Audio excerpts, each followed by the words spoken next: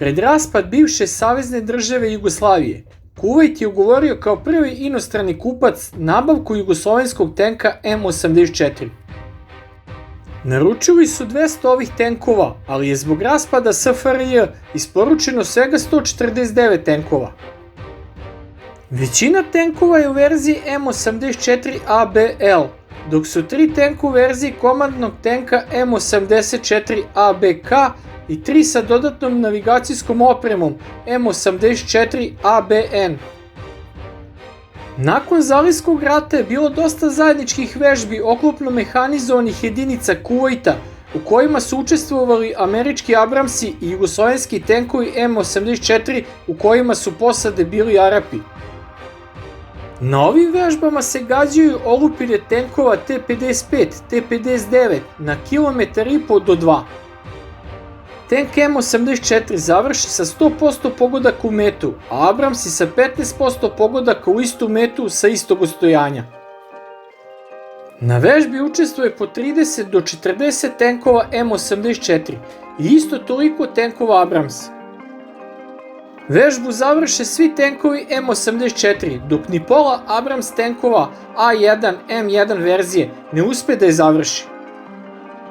Pred sam raspad SFRJ za tank M84 je bilo zainteresovano više afričkih i azijskih zemalja. Jedan od zainteresovanih zemalja je bio Iran, koji je pokrenuo proizvodnju sopstvenog tenka na osnovu kupljene ruske licence za tank T-72S. Libija je odustala od zajedničkog posla u proizvodnji jugoslovenskog tenka, a najzainteresovaniji su ostali Pakistanci. Pakistanci su bili upoznati da Indijci, pored serijske proizvodnje sovjetskih tenkova verzije T-72M1, lokalnog zvanog Adžeja, žele da razviju domaći tenk Arjun. Iako su krajem 80. godina Indijci važili za jedne od najvećih prijatelja Jugoslovena u okviru organizacije Nesvrstanih, počeli su tajni razgovori Jugoslavije i Pakistana oko licencne proizvodnje 250 tenkova M84 u Pakistanu.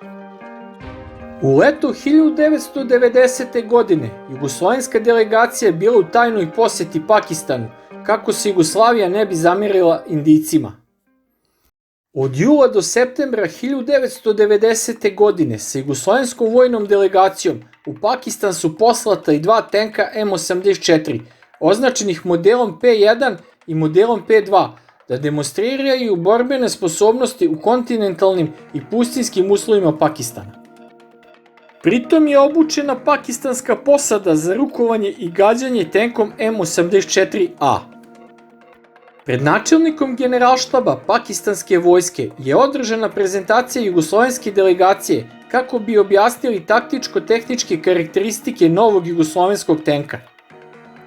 Posle prezentacije se krenulo sa testiranjem ova 2 tenka M84 u vožnji po močvarnom i peskovitom području na trasama dugačkim po 800 km.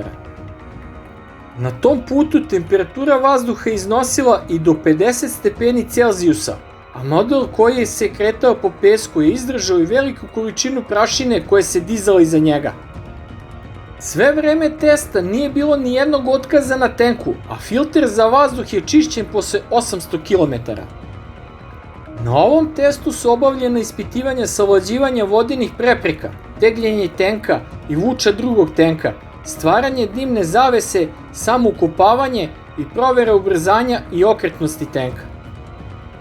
Najbitniji deo testa je bilo gađanje iz glavnog topa 2A46 municijom kalibra 125 mm, koje je izvođeno po danu na fiksne i pokretne mete, koje su se nalazile na daljinama od 1700 do 2300 metara danju, a i noću sa sve 3 vrste projektila na daljinama od 970 do 1365 metara. Neka gađanja iz tenka je lično izveo pakistanski brigadni general Haq iz pokreta. Deo gađanja iz pokreta su izveli i komandanti pakistanske armije sa sve 3 vrste projektila trenutno fugasnim, kumulativnim i podkalibarnim na metu udaljenu 1700 metara i svaki hitac je pogodio zadati cilj. Pakistanski generali i njihov ministar odbrane su bili oduševljeni jugoslovenskim tenkom i hteli su što pre da dogovore zajednički posao o prenosu tehnologije i započinjanje proizvodnje tenka M84 u Pakistanu. Njihovo oduševljenje je utoliko bilo veće jer su pre tenka M84 testirali američki Abrams M1A1 tank koji je imao brojne kvarove na testu, a preciznost njegovog glavnog topa iznosila svega 10 do 15%. Oktobra 1990. godine vrh SFRJ razgovaraju o zaključenju ugovora sa Pakistanom o prodaji licence za proizvodnju tenkova M84A u Pakistanu. Ceo posao oko prenosa tehnologije i organizovanja proizvodnje tenkova u Pakistanu je vredeo tadašnjih $1 milijardu. Ono što je bio problem kod zaključenja ugovora sa Pakistanom jeste to što su Pakistanci insistirali da se plaćanje izvrši kao barter aranžman u robi, na šta jugoslovenski vojni i politički vrh nije pristao. U međuvremenu je počeo i raspad SFRJ, tako da je na ceo posao stavljena tačka, a domaći tank M84, tada među najboljim u svojoj klasi, nije doživeo veći komercijalni uspeh. Molim za vaše mišljenje, da li bi danas bilo moguće da se ponovo pokrene proizvodnja usavršenog tenka M84 kroz saradnju bivših jugoslovenskih republika?